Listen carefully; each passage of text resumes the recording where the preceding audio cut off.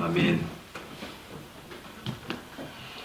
갈라디아서 3장 13절 바울 사도의 어떤 사상에 있어서 획기적인 혁명이 일어난 구절이라고 할 수 있습니다. 그가 이전에 왜 예수님을 싫어했는지, 그리고 예수님 만난 후에 예수님에 대한 생각이 어떻게 바뀌었는지를 보여주는 중요한 구절이라고 할 수 있습니다. 우리 바울 사도의 옛 이름은 사울이었어요. 그죠? 사울은 예수님을 미워하고 싫어했습니다. 예수님을 종교 사기꾼이라고 생각했습니다. 얼마간의 선한 행동과 그럴듯한 말로 사람을 현혹하다가 뜻을 이루지 못하고 죽은 거짓 메시아에 불과했습니다. 왜 그렇게 생각했냐면 여러 가지 이제 이 생각들이 있지만 그 중에 하나가 여기 13절 뒤에 있는 이 말씀 때문이었어요. 기록된 바 나무에 달린 자마다 저주 아래에 있는 자라. 이렇게 이제 말씀하는데 이게 구약 신약 성경 구약 성경 신명기 21장 23절에 그런 말씀이 있어요. 21장 23절에 보면 그 시체를 나무 위에 밤새도록 두지 말고, 이제 어떤 사람 죽여서 나무에 달면 시체를 밤새도록 두지 말아라. 그날에 장사하여 내 하나님 여호와께서 내게 기업으로 주시는 땅을 더럽히지 말아라. 그러면서 마지막에 나무에 달린 자는 하나님께 저주를 받았음이니라 하고 분명히 말씀하세요. 이 성경, 구약 성경, 이 바울 사도가 사울이라는 사람이 이 믿는 하나님이 주신 이 성경 말씀에 의하면 나무에 달린 사람은 하나님께 저주를 받은 사람이에요. 예수라고 하는 사람이 십자가에 달렸잖아요. 십자가 나무로 세워졌잖아요. 나무에 달려서 죽었어요. 그런 사람은 하나님께 저주를 받은 사람이 너무 분명해요. 그러니까 이 예수라는 사람이 이 메시아가 될 수 없는 거예요. 절대로 그럴 수 없는 거예요. 하나님께 저주를 받은 사람이 무슨 메시아가 되겠어요? 그런데 이상하게도 그 예수가 살아났다고 하는 이야기들이 들리고 예수 믿는 사람들이 여기저기서 생겨나기 시작했어요. 그래서 이 바울 사도가 하나님을 열심으로 믿는 사람이었기 때문에 이 예수 믿는 사람을 이 지상에서 없애야 되겠다 하고 생각한 것이죠. 그것이 그의 사명이라고 확신했어요. 그 사명을 다하기 위해서 그는 유대 땅에서뿐만 아니라 이방 땅에게까지 가서 이 기독교인들을 잡아가두고 그리고 예수를 모독하도록 강요했습니다. 그런데 그 예수 믿는 사람들을 잡으러 다마스커스죠. 그리로 가던 이 사울에게 부활하신 예수님이 나타나셨어요. 사도행전 9장이죠. 사도행전 9장 보면 이 부활하신 예수님께서 이 사울이란 사람에게 아주 분노하면서 기독교인들을 잡으러 가던 사울에게 나타나셔서 그에게 이렇게 책망을 하십니다. 4절에 보면 땅에 엎드러져 들으매, 사울이 3절에 보면 길을 가다가 다메섹에 가까이 이르렀는데 호련히 갑자기 하늘로부터 놀라운 찬란한 빛이 그를 둘러 비쳤어요. 그래서 그것 때문에 이 사울은 땅에 엎드러졌어요. 그랬더니 하늘에서 이런 소리가 들렸습니다. 사울아, 사울아, 네가 어찌하여 나를 박해하느냐 하고 그를 책망하시면서 예수님께서 나타나셨어요.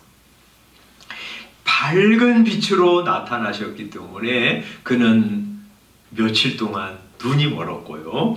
그리고 사울은 놀라서 땅에 엎드러졌어요. 사울은 이 예수님 만난 즉시 자기가 지금까지 하늘의 하나님, 영광의 메시아를 향해서 주먹을 휘두르고 있었다는 사실을 알게 되었어요. 그리고 자기에게 나타난 이분이 하늘의 영광스러운 존재, 하나님이 보내신 메시아이신 사실을 알게 되었습니다. 이 두 가지 사실은 그에게 큰 혼란과 고민을 가져다 주었을 거예요.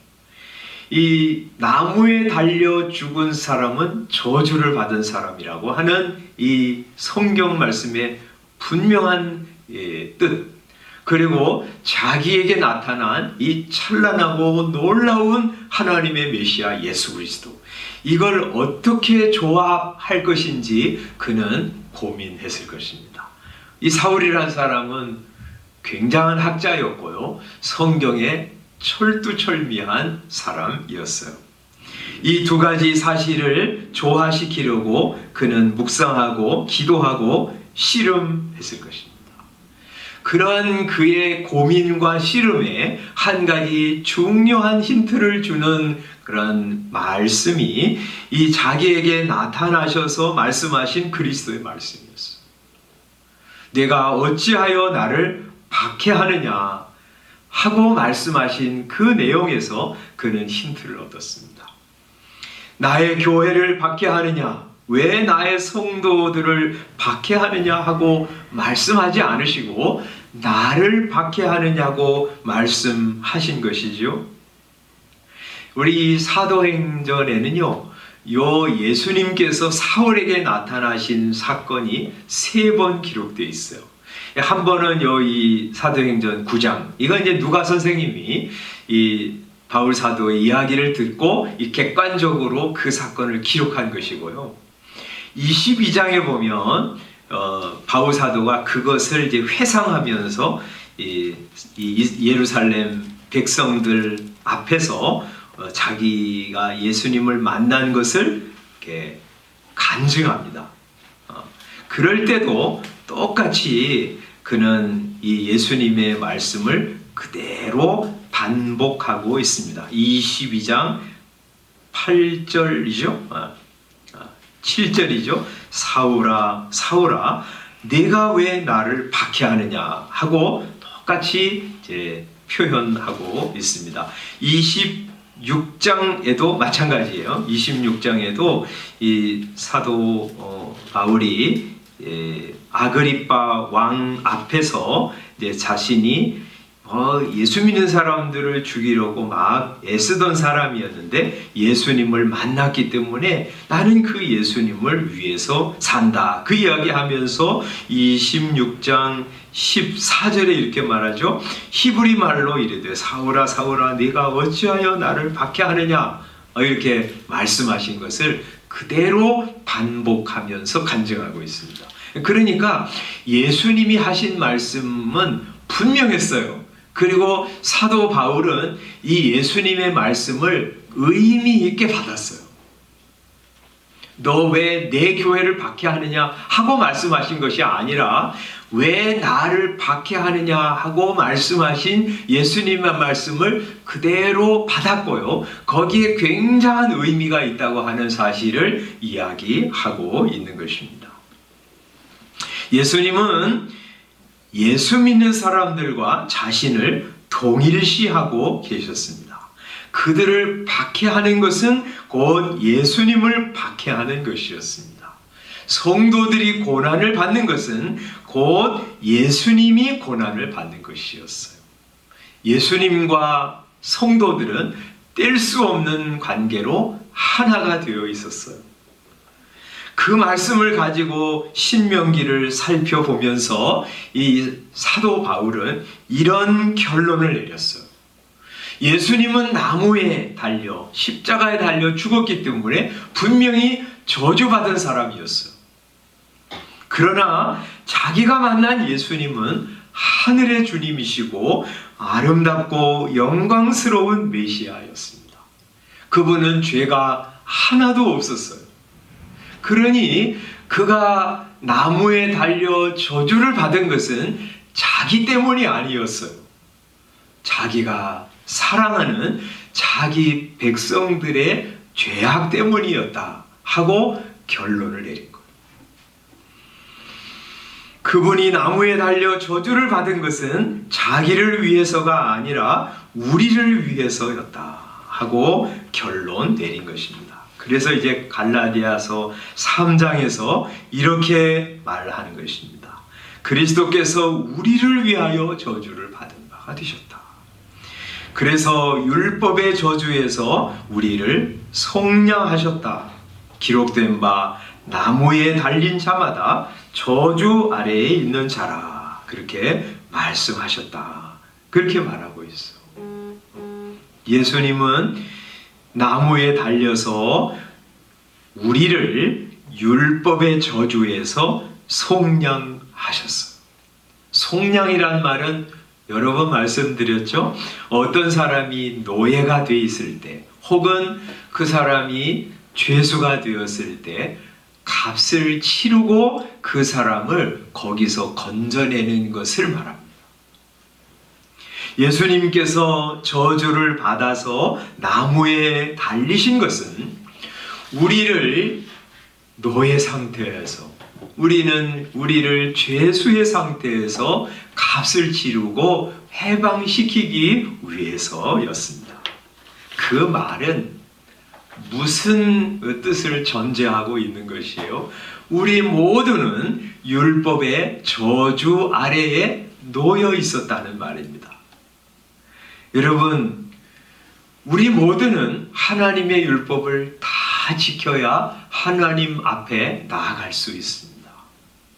하나님이 준비하신 복된 나라에 들어가 주님을 만나 그 영광에 참여할 수 있습니다. 그러나 우리는 태어나면서부터 죄인이기 때문에 죄를 물 마시듯 짓고요. 그래서 우리는 하나님 앞에 죄인으로 드러날 수밖에 없어. 그래서 하나님이 주신 율법은 우리를 향해서 정죄를 합니다. 너 죄 지었잖아. 너는 죄인이야. 하고 정죄합니다.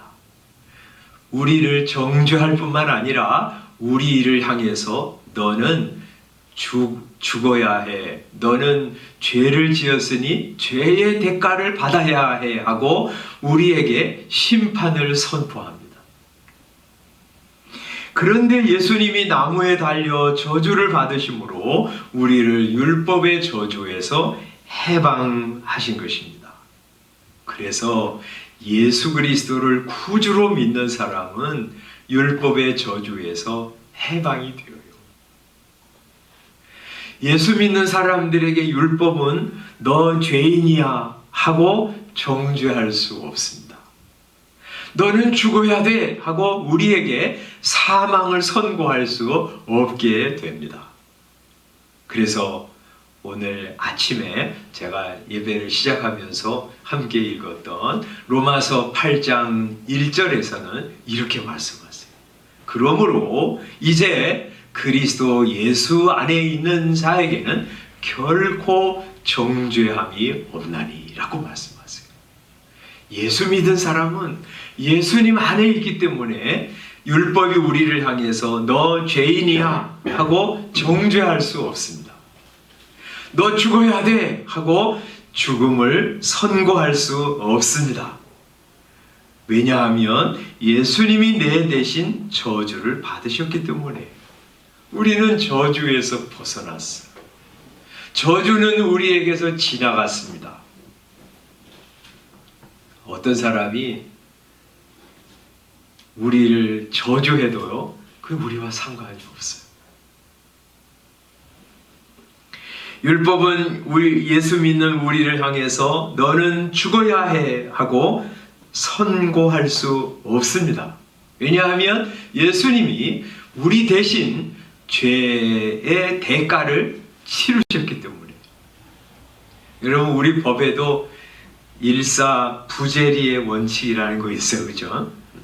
내가 만약에 말이죠, 50년 징역형을 선고받았어요. 50년 감옥살이를 했어요. 그리고 나왔어요.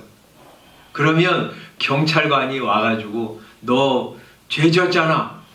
그래가지고 나를 체포할 수 없습니다. 왜냐하면 내가 받아야 할 죄의 대가를 내가 다 받았기 때문에. 꼭 그런 것처럼 예수님이 십자가의 죽으심으로 저주를 받으셔서 우리가 치러야 할 죄의 대가를 다 치르신 거예요. 그 예수 그리스도를 믿는 사람은 예수님 안에 있는 거예요. 예수님께서 우리 대신 죄의 대가를 받으셨기 때문에 우리는 이제 죄의 대가를 받을 필요가 없게 된 거예요. 그래서 율법은 우리를 향해서 죄인이라고 정죄도 하지 못하고 너는 죽어야 된다고 죽음을 선고할 수도 없게 된 거예요. 그래서 예수님께서 그렇게 말씀하셨죠. 나를 믿는 자는 죽어도 살겠고 무릇 살아서 나를 믿는 자는 영원히 죽지 아니하리니 이렇게 말씀하셨어요. 우리에게 죽음은 지나갔습니다. 비록 육체의 죽음이라고 하는 것이 찾아오지만 그러나 그것은 이제 이 죄의 대가로 찾아오는 죽음은 아닙니다. 이제 그것은 저주의 죽음이 아닙니다. 그 죽음의 용도까지도 바뀌었어요. 그래서 우리는 죽음을 통해서 벌 받으려고 들어간 것이 아니라 죽음을 통해서 우리를 구원하신 하나님을 만나러 들어가는 문이 되었어요. 이제 우리에게 저주는 사라졌습니다. 이제 축복이 우리의 것이 되었습니다. 예수님이 저주를 받음으로 우리는 복의 사람들이 되었어요. 어떤 복을 받게 되었어요? 의인이라고 하는 칭함을 받게 되었어요. 하나님의 자녀라고 하는 복을 받게 되었어요. 하나님이 우리와 함께 하시면서 결코 우리를 버리지도 떠나지도 아니하시는 사랑하시는 자녀라고 하는 복을 받게 되었어요. 우리가 가는 길 주님이 내내 동행하시고 우리 삶을 인도하시는 복을 받게 되었어요. 우리 인생에 다가오는 어떤 일도 하나님이 다 합력하셔서 선을 이루어 가시는 복을 받게 되었어요. 어려움, 고난을 당할 때 하나님께 나가서 기도하면 들어주시고 응답받는 복을 받게 되었어요. 우리는 복 받은 사람이 되었어요. 어떻게요? 예수님께서 우리 대신 저주를 받으심으로. 그래서 우리가 할 일은 두 가지예요. 하나는 감사와 찬양입니다. 우리 이 바울 사도가 말이죠. 나를 위해서, 우리를 위해서 저주를 받으셔서 우리는 하나님의 복을 받는 사람이 되었다. 예수 그리스도 덕분에 나는 성도가 되었으며 하나님의 자녀가 되었으며 이 복음의 모든 혜택을 받는 사람이 되었다. 그는 날마다 경험하면서 살았기 때문에요. 그는 이제 글을 쓰다가도요, 예수님 얘기가 나오면 그 글의 흐름을 끊으면서까지도 예수님을 찬양하는 글을 여러 번 썼어요. 로마서 9장 5절에 보면 이렇게 말하고 있어요. 그리스도가 그들에게서 나셨다. 그렇게 말하다가 그는 만물 위에 계셔서 세세의 찬양을 받으실 하나님이시로다. 아멘. 이렇게 아주 글의 어떤 쭉 이어지면서 옆으로 비껴나가지고 예수님을 찬양하고 또 다시 이야기를 이어가고 있어요. 갈라디아서 1장 5절, 우리 갈라디아서 봤잖아요. 갈라디아서 1장 5절에도 보면 이런 이야기를 했습니다. 4절에 보면 그리스도께서 하나님 곧 우리 아버지의 뜻을 따라 이 약한 세대에서 우리를 건지시려고 우리 죄를 대속하기 위하여 자기 몸을 주셨으니, 이렇게 말하고 이제 이 6절로 넘어가기 전에 5절에서 영광이 그에게 세세토록 있을지어다. 아멘. 이렇게 말하고 있어요. 이 예수님 얘기가 나오면요, 마음이 이 사람이 막 이 흥분이 돼가지고 예수님을 찬양하고 또 하던 얘기를 계속하는 거예요. 바우사도는요, 나를 위해서 저주받으신 예수님, 저주받으신 예수님 때문에 내가 복의 사람이 된 거, 그것이 그의 기쁨이었기 때문에요, 얘기하다가도 그랬을 거예요. 글 쓰다가도 그렇고. 예수님 얘기가 나오면 예수님은 찬양 받으시기에 합당하신 분이야, 아멘, 그러면서 또 다시 이야기를 시작하고 있어요. 여러분, 이번 한 주간 이렇게 살아가다가 예수님 종종 생각하시면서 예수님 덕분에 내가 하나님의 자녀가 되었지, 예수님이 저주를 받으신 덕분에 내가 복의 사람이 되었지, 예수님 고마워요, 이렇게 말이죠. 시시때때로 사람들 만나러 가다가도 생각하면서 찬양과 감사와 영광을 예수님께 돌리는 여러분 되시기 바라요. 기도할 때도 말이죠, 다짜고짜 들어가서 하나님 우리 자녀 잘 되게 해주세요, 우리 사람 코로나 걸렸는데 낫게 해주세요, 다짜고짜 그렇게 간구만 하지 말고요, 그것도 해야 되겠지만 기도하면서 하나님께서 베풀어 주신 사랑, 예수님이 나 같은 죄인을 위해서 실제로 저주를 받으심으로 나를 복의 사람으로 만들어 주신 은혜 생각하면서 찬양하고 감사하고요. 어떨 때는 말이죠, 그것만 위해서 기도의 자리로 한번 나아가 보세요.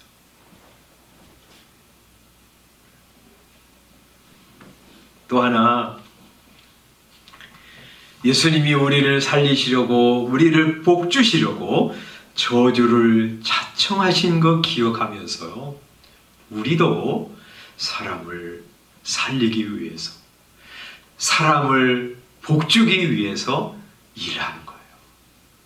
그거 위해서 희생하는 것입니다. 우리가 거창하게 다른 사람을 위해서 저주받는 자리로 가지는 못하지만 섬기는 거예요. 사랑하러 가는 거예요. 희생을 마다하지 않는 거예요. 다른 사람을 살리기 위해서 수고하는 자리로 가는 거예요. 요새 시대가 그런 것 같아요. 이익만 선택하는 시대. 절대 손해보지 않으려고 하는 사람들이 너무 많아요. 다른 사람을 위해서 희생하는 거, 섬기는 거, 그런 거 요구할 수 없는 시대가 된 것 같아요. 그러나 우리는 시대의 아들이 아니라요, 주님의 아들입니다. 시대가 아무리 그렇게 흘러가도 예수님은 그렇게 살지 않으셨고요, 예수 믿는 우리들에게 그렇게 살기를 원하지 않았어요. 그래, 나는 대접만 받겠다, 난 이익만 따라가겠다, 내가 왜 손해를 보냐, 그렇게 하는 것은요, 이 시대의 아들들이 살아가는 방식이에요. 우리는 시대의 영향을 안 받을 수 없지만, 그러나 우리는 주님의 아들이요, 주님의 딸입니다. 예수님이 우리를 살리시려고 죽음으로 나아가셨던 것처럼, 예수님이 우리를 복주시려고 저주의 자리로 기꺼이 나아가셨던 거 기억하면서 우리도요, 사람을 살리고 잘 되게 하고 예수 믿게 하고 복 받게 하기 위해서 우리 섬김의 자리로 가는 거예요. 우리의 손을 펴는 거예요. 내 주변에 고통받는 사람이 없나 살펴보면서 내가 어떻게 도와줄까 생각하면서 기도하고요, 또 위로의 전화도 하고요, 또 실제로 재물도 드려서 그 사람을 유익하게 하는 거예요. 그게 예수님 따라가는 삶이에요. 이번 한 주간도 말이죠, 이제 고난 주간을 보냅니다. 우리 예수님이 여러분을 위해서 저주 받으셔서 여러분을 살리셨고 복 주셨어요. 기억하면서 예수님 고마워요. 감사해요. 예수님은 찬양 받으시기에 합당하신 분이세요. 예수님 즐거워하고 높이고 감사하고 찬양하는 한 주간. 또 예수님의 그 섬김 생각하면서 나도 다른 사람 유익하게 하기 위해서 살리기 위해서 예수 믿어 복 받았으면 좋겠다 생각하면서 섬기고 사랑하고 은혜 베푸는 그런 한 주간으로 살아가시기를 주님의 이름으로 축원합니다. 기도하겠습니다.